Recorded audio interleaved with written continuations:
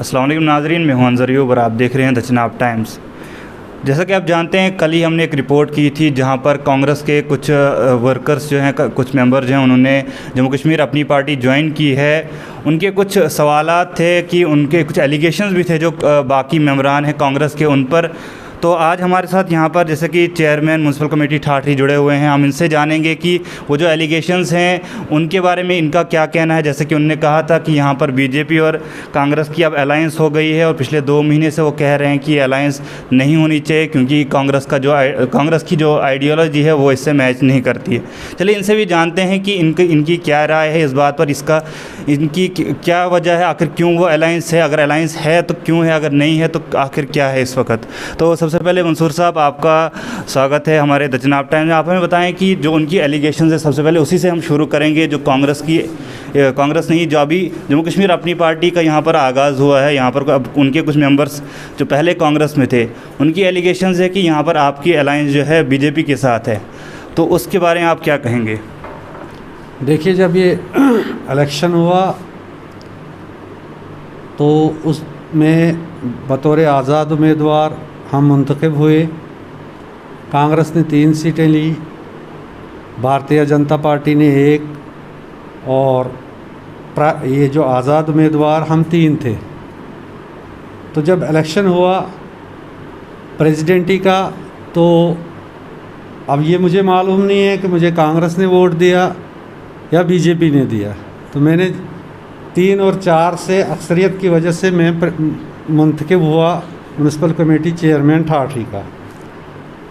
बाद अज़ा ये हुआ कि कांग्रेस ने काफ़ी कोशिश की पिछले 2 सालों से कि इस चेयरमैनी की पोस्ट को अदम एतमाद किया जाए, लेकिन वो उसमें नाकाम हुए। उसके बाद कुछ अरसा पहले मेरी GM सुरुड़ी से ज़ाती मुलाकात हुई। तो उसके बाद यहाँ के जो ब्लॉक प्रेसिडेंट थे असगर साहब, तो उन्होंने मुझसे कहा कि मुझे वाइस प्रेसिडेंट बनाया जाए और आप अदम एतमाद जो है वाइस प्रेसिडेंट को कर दो। तो मैंने उनसे कहा कि देखिए, ये अदम एतमाद जो है मेंबरों ने करना है। आपके पास 3 मेंबर हैं, बाकी जो हैं 2 आज़ाद उम्मीदवार मेंबर हैं और तीसरा मैं हूँ। तो आप कीजिए अदम एतमाद। अगर आपके पास है कोई मेंबर तो आप अदम एतमाद कीजिए, क्योंकि ना ही मुझे बीजेपी ने सपोर्ट की है, तो ना ही इस किस्म का कोई यहाँ पे सिस्टम है कि बीजेपी सपोर्ट करेगी मुझे तो मैं यहाँ पे चेयरमैन हूँ। यहाँ पे बाज़ाब्ता वोटिंग हुई है और वोटिंग में मुंतखब होकर मैं आया हूँ। मुझे ये पता नहीं है मुझे कांग्रेस के लोगों ने वोट दिया या बीजेपी के लोगों ने दिया। तो मैंने 4-3 की अक्सरियत से यहाँ पे मैं मुंतखब हुआ हूँ। सर, उसके अलावा हम मज़ीद पूछना चाहेंगे, वहाँ पर जैसे कि आपने 4-3 की अक्सरियत से आप यहाँ पर चेयरमैन बने हैं, लेकिन वो जो 4 की अक्सरियत आपके पास आई उसमें ये बताया जाता है कि उसमें बीजेपी के ही कैंडिडेट थे, तभी जाके उनको भी जो है वाइस जब चेयरमैन वो बने तो उनको वहाँ पर सपोर्ट मिली। उसके बारे में आप क्या कहेंगे? नहीं, देखिए, ये आज़ाद उम्मीदवार थे, हो सकता है कांग्रेस का कोई मेंबर मिला होगा।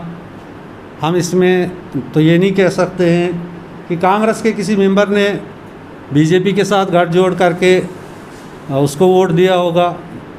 तो वो मैं ये तो नहीं बता सकता हूँ, क्योंकि वो वोटिंग जो होती है वो खुफिया होती है, तो उसके बारे में कुछ नहीं बता सकता हूँ। सर, उसके अलावा पूछना चाहेंगे, जैसे कि 2018 में इलेक्शंस हुए थे म्यूनसिपलिटी के, तो अभी तक जो है जैसा कि टोन 10 साल पहले आया यहाँ पर, 10 साल से आज तक यहाँ पर टोन की काफ़ी खामियां रही हैं, काफ़ी चीज़ें जो है डिफंक्ट सिस्टम है। तो उस बारे में जो 2 साल में कुछ चीज़ें हुई भी हैं, लेकिन काफ़ी चीज़ें जो होनी चाहिए थी वो नहीं हुई। उस बारे में आप क्या कहेंगे? देखिए, जब से इस टोन में एज ए चेयरमैन मैंने कुर्सी संभाली तो मुल्क के हालात दिन ब दिन तब्दील होते गए। जम्मू कश्मीर रियासत को यूटी में बदल दिया गया। उसके बाद तकरीबन 4 महीने पूरी जम्मू कश्मीर जो है बंद रही, कोई भी सिस्टम जो है ठीक से चला नहीं। और उसके बाद ही 2-3 महीने जब ये खुला, उसके बाद कोविड की महामारी आई और उसमें भी 5-6 महीने लग गए। और आज की दिन फिर ये 2-4 महीने से कोविड का मसला है। जहाँ तक म्यूनसिपैलिटी, ये एक छोटी सी म्यूनसिपैलिटी है जिसका बजट 30 से 40 लाख है, और यहाँ पे जो हमारे 14 कैजुअल लेबर हैं उनको हम तनख्वाह जो है, जो हमें टैक्स आता है उसी टैक्स को लेकर हम उनकी तनख्वाह अदा करते हैं, जिसका तखमीना तकरीबन महीने का 1,17,000 या 1,27,000 बनता है। उसके बाद यहाँ पे डस्टबिन जो है वो लाए जाते हैं, यहाँ पे लाइटें ख़राब होती है उनको तब्दील किया जाता है। तो ये बड़ी रकम नहीं है हमारे लिए। इसके अलावा हमारा बजट कुछ नहीं है, क्योंकि ये टाउन जो है ये फ्लोटिंग टाउन है। यहाँ पे जो है टोटल 610 आबादी है, जो कि सेंसिस के हिसाब से, तो उसी हिसाब से बजट जो है हमारे पास जो डिस्ट्रिक्ट शेयर है वो 79,000 आता है। तो साल में, एक साल में अगर 79,000 आता है तो हम उन 7 वार्डों में 79,000 को यूटिलाइज़ करते हैं। इसके अलावा IDMT में जो भी प्लान आता है उस IDMT में जो हिस्सा आता है तो वार्डों में वो तकसीम किया जाता है 7 वार्डों में, चाहे वो 1 लाख रुपए आया चाहे 1.5 लाख आया। इसके अलावा जहाँ तक जब से मैंने कुर्सी संभाली है तो मैंने 3 से 4 मेगा प्रोजेक्ट यहाँ पे उठाए हैं जो कि सेंक्शन होकर आए हैं। बदकिस्मती की बात है कि ये जो कोविड का सिस्टम यहाँ पे पूरे मुल्क में और पूरी दुनिया में चल रहा है, उस वजह से इसमें थोड़ा सा डिले हुआ। हमने यहाँ पे तकरीबन 50 से 70 लाख की पार्किंग जो है बन रही है। इसके अलावा हमें बस स्टैंड जो है 3 करोड़ सेंक्शन होकर आ गया है। इसके अलावा हमने शॉपिंग कम्प्लेक्स 2 जो हैं 1-1 करोड़ के जो भी सेंक्शन होकर आए हैं, जो टेंडरिंग के लिए दे दिए हमने R&B को। उसके अलावा जो है प्ले ग्राउंड, उसके लिए भी 1 करोड़ का जो है हमने सेंक्शन के लिए वो प्लान भेज दिया है। तो मेरे हिसाब से जहाँ तक असगर साहब का इल्ज़ाम है तो वो बेबुनियाद है, और अगर असगर साहब बहसते ब्लॉक प्रेसिडेंट अपनी पार्टी को नहीं संभाल सके, अपने मेंबरों को नहीं संभाल सके, जैसा कि आपने देखा कि अगर उनकी इतनी फुटेज होती तो 4 आदमी एक ब्लॉक प्रेसिडेंट के साथ थे और उन्होंने अपनी पार्टी ज्वाइन की। क्या Congress party, national Congress party जो है, उस पार्टी के जो ब्लॉक प्रेसिडेंट हैं, क्या उस ब्लॉक में सिर्फ 4 ही आदमी उसके साथ थे? अगर कांग्रेस पार्टी उसूलों पे अगर असगर साहब होता, अगर कांग्रेस के उसूलों पे होता तो कम से कम ब्लॉक में बहुत ही कम तो कम से कम 100 से 200 आदमी उसके साथ होने चाहिए। तो ये इनकी अपनी ही क्या बोलते हैं, अपनी इस चेयरमैन की कुर्सी के लिए वो यहाँ पे आना चाहते थे, वो दबाव बनाना चाहते थे शायद अपनी पार्टी को। लेकिन मुझे जहाँ तक लगता है, जहाँ तक मेरे सोर्सों के मुताबिक जो वर्करान कांग्रेस हैं वो उसके ख़िलाफ़ थे। वो कहते थे कि ये हर ओहदे के लिए अपने आप को आगे रखता है, इसको ब्लॉक प्रेसिडेंट भी चाहे, इसको म्यूनसिपैलिटी की चेयरमैनशिप भी चाहे। तो जिसकी वजह से इनमें आपस में ही इख्तलाफात था, और इस इख्तलाफात की वजह से जब इसको अपने मेंबरों ने ही नहीं माना तो नतीजा ये हुआ कि इसने पहले भारतीय जनता पार्टी का रुख किया, वहाँ से जब मुंह की खानी पड़ी उसके बाद इसने अपनी पार्टी के पास गया, और जब अपनी पार्टी और जब हाई कमांड को ये पता लगा तो इसको हाई कमांड ने पार्टी की खिलाफ वर्जी करते हुए जब पाया गया तो इसको पार्टी से बेदखल कर दिया गया और इसकी ब्लॉक प्रेसिडेंटी भी छीन ली गई।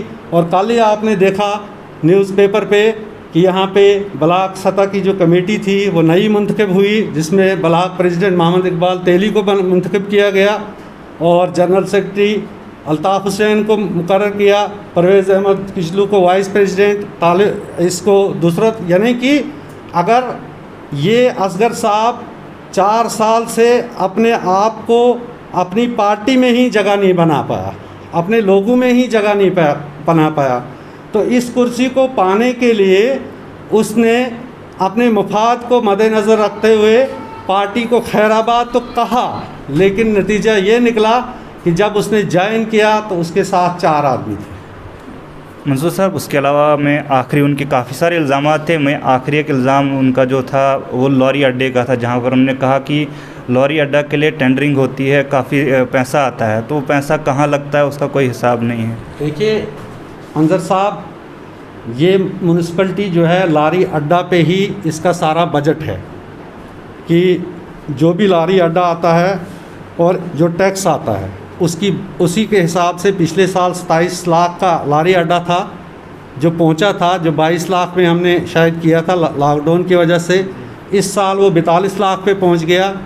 तो 6 से 7 लाख रुपए हमें दुकानों का जो टैक्स आते हैं और बाकी जो मकानात हैं उनका टैक्स आकर लगभग अब 50 लाख का बजट हमारा बन रहा है। लेकिन चूँकि कोविड-19 की वजह से जिन लोगों ने टेंडर दिए हैं तो उन्होंने जब टेंडर दिए तो 42 लाख का टेंडर हुआ और उसके बाद जो है लॉकडाउन लग गया। तो उन्होंने यहाँ पे अप्लाई किया है कि लॉकडाउन लग गया, गाड़ियाँ नहीं चल रही हैं, हमें इसमें राहत दी जाए। तो हो सकता है ये अब नीचे चला जाए, 42 की जगह ये 30 पे चला जाए, तो हमारा बजट जो है उसी हिसाब से 40 पे ही पहुँचेगा जैसे था। तो उस 40 के बजट के हिसाब से हम 14 लोगों को तनख्वाह देते हैं पहले। उसके बाद हो गया जो यहाँ ऑफिस में हमारी स्टेशनरी लगती है, बाकी जो हम लाइटें खरीदते हैं, डीज़ल गाड़ियों में लगता है, जो कि यहाँ से हम जो डस्टबिनों से गांद उठाकर यहाँ से दूसरी जगह हम मुंतकिल करते हैं। तो ये अखराजात हैं म्यूनिसिपलिटी के। तो उनका ये इल्ज़ाम बेबुनियाद है। उनको चाहिए, मैं उनको दावत देता हूँ, उनको चाहिए वो विजिलेंस में जाए, क्राइम में जाए, इसके लिए डिपार्टमेंट गवर्नमेंट ऑफ इंडिया ने बनाया है, उनको चाहे तहकीकात कराए। उसके अलावा सर आखिरी सवाल पूछना चाहूँगा क्योंकि काफ़ी लंबा इंटरव्यू खिंच गया है। तो आखिरी में जो कांग्रेस पार्टी आपने जो ज्वाइन की वो किस बुनियाद पे की, आखिर क्या नज़र आया कांग्रेस पार्टी में आप? देखिए, हम कांग्रेस पार्टी से बाहर नहीं थे, ना ही हमने कांग्रेस पार्टी से इस्तीफ़ा दिया था।